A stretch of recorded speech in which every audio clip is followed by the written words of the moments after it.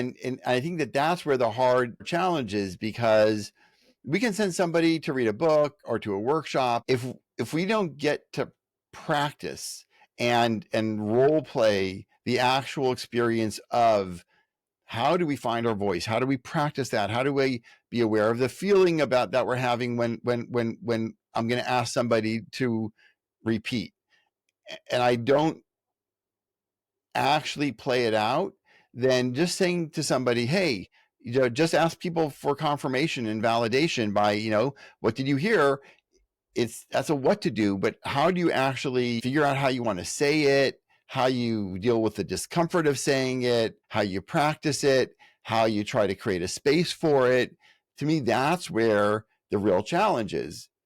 It is, yes. The tonality that I'm learning, the tonality that you use is very important, because based upon how you say in your tone will distinguish from giving the power of yourself away or having the power count between the both of you for like a level understanding. Absolutely. And also, as we deal with people, as you say, race, gender, etc., age, generation, be understanding that just because I see it one way or I understand it one way or I'm intending to convey my message or my intention in a way, that doesn't mean that that's how it's going to be received. And so another challenge is like shared curiosity or shared benefit of the doubt, which is, why do I want to assume that this person means me ill? This person means to insult me, be mean to me, disrespect me, versus I don't know what this person actually is intending. Why don't I ask them? It seems like that's so simple and it's such an easy thing to say, but it's just not easy thing to really put into action. I mean, you have to practice, like you're saying, we have to practice that.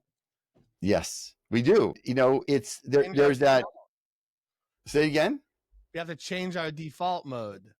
We do have to change our default mode. And I think that there's a bit of it that's autonomic or automatic, which is that we can get triggered, and learning how to take a space between feeling triggered and acting on it is again, easy to say, hard to do. And so, there's a lot of techniques out there. If anyone does a Google search or an AI search on how do I take a pause between being triggered and acting, you'll see there's lots of advice.